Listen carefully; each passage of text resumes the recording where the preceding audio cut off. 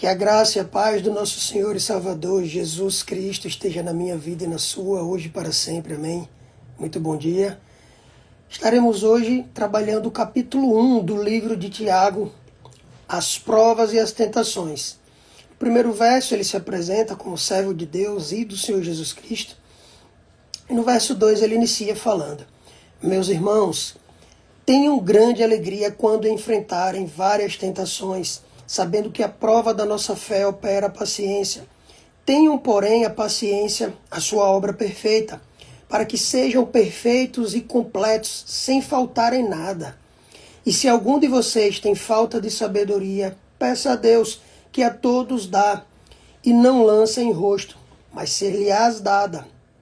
Peça, porém, com fé, em nada duvidando, porque o que duvida é semelhante à onda do mar que é levada pelo vento e lançada de uma para outra parte.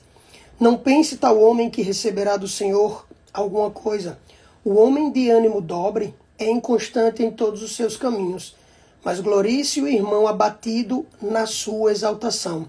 Eu vou dar uma pausa aqui até o verso 9 para a gente poder entender essa primeira parte. Aqui o apóstolo Tiago, eles colocam como servo de Deus e dá instrução aos irmãos desde aquele período até os dias de hoje.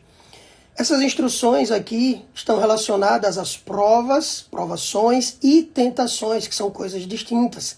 Então ele fala aqui que quando enfrentarmos tentações e provações, devemos estar alegres. Olha que interessante, como é contrária à nossa natureza humana. Quando nós, seres humanos, estamos mais tendenciosos à carne, estamos mais tendenciosos também a reclamar.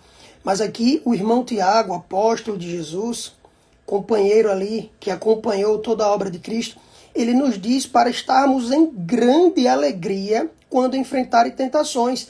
E aqui ele diz que a tentação ela vai provar o nosso caráter para nos trazer paciência, que é uma coisa que todos precisamos. E ele completa aqui no verso 5 e 6, dizendo que se você não tem sabedoria para enfrentar as tentações e tribulações, ou seja, escape, Deus o dá, se você pedir com fé. Ele instrui aqui no verso 6 pontualmente que não peçamos sem fé, duvidando, porque seremos levados de um lado para outro como o vento ou como as ondas do mar. E que não se glorie no ânimo abatido na sua exaltação. E no verso 10 aqui ele continua dizendo: e o rico em seu abatimento, porque ele passará como a flor da erva. Ou seja, não menospreze o irmão de menor condição, e você que é rico não se exalte na sua soberba nem na sua riqueza, mas se coloque com humildade diante do Deus Criador dos céus e da terra. Verso 11, porque sai o sol com ardor, e a erva seca, e a sua flor cai, e a formosa paciência do seu aspecto perece. Assim se murchará também o rico em seus caminhos. Aqui o apóstolo Tiago ele não está dizendo que é pecado ter riquezas, mas que você não coloque a sua fé, o seu alicerce nas riquezas, porque assim como o sol sai muito quente e queima uma planta e aquela flor que é tão bela ela é murcha, assim também será a vida desses soberbos que colocam suas riquezas diante de todas as coisas e não Jesus como alicerce da sua vida.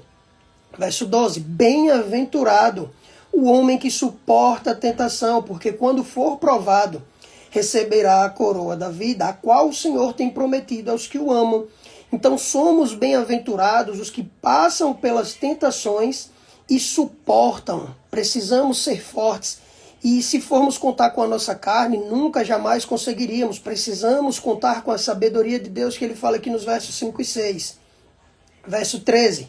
Ninguém sendo tentado, diga: estou sendo tentado por Deus, porque Deus não pode ser tentado pelo mal e a ninguém tenta.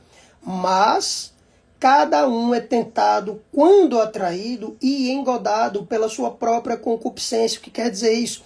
Nós somos atraídos e enganados, e ludibriados ou engodados quando a nossa concupiscência provoca isso, nasce no nosso coração, vai para a nossa mente. Quando cometemos aquele delito, estamos pecando. Então o que é que ele diz aqui? Que nós somos tentados pela nossa própria mente, pelo nosso próprio coração, ou seja, aqueles que têm mais tendência ao pecado com mulheres ou com homens, aqueles no cigarro ou na bebida, aqueles com dinheiro.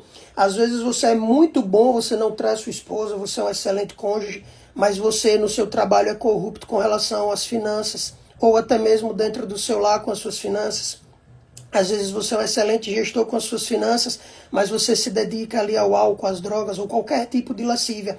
E tudo isso só vem até você porque você desejou primeiro no seu íntimo sem perceber. E é isso que ele fala, eu vou ler novamente.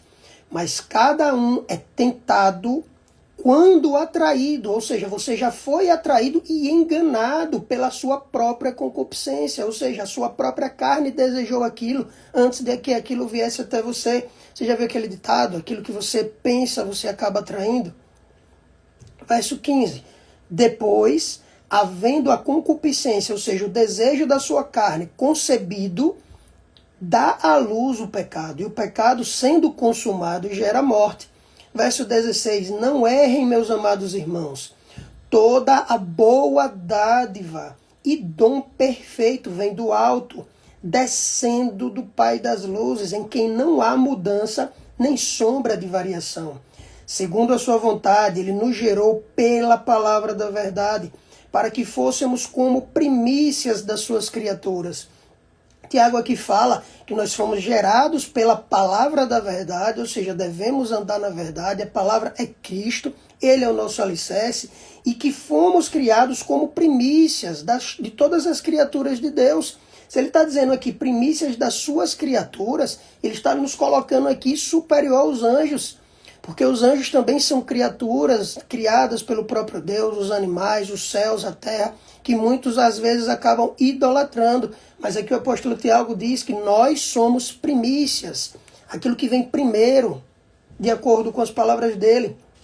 19. Portanto, meus amados irmãos, todo o homem seja pronto para ouvir, tardio para falar, escute muito, fale menos, e tardio mais ainda para se irar, para ter ódio, para ter raiva no seu coração.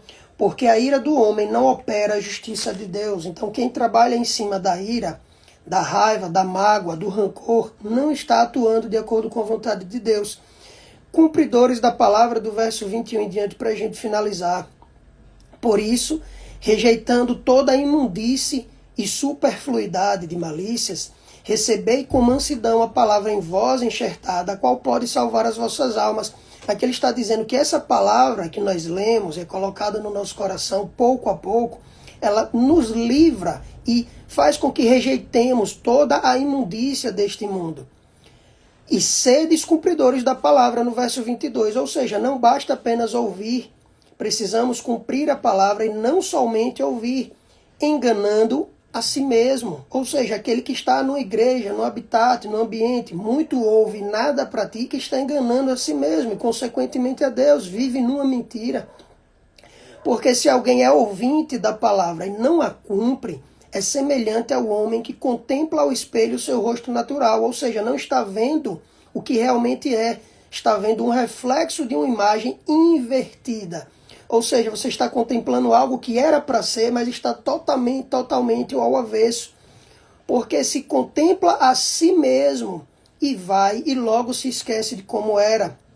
Aquele, porém, que atenta bem para a lei perfeita da liberdade e nisso persevera, permanece, continua, não sendo ouvinte esquecidiço, mas fazedor da obra, esse tal será bem-aventurado no seu feito. Ou seja, aquele que pratica, não esquecendo o que ouve, mas colocando em prática, será bem-aventurado.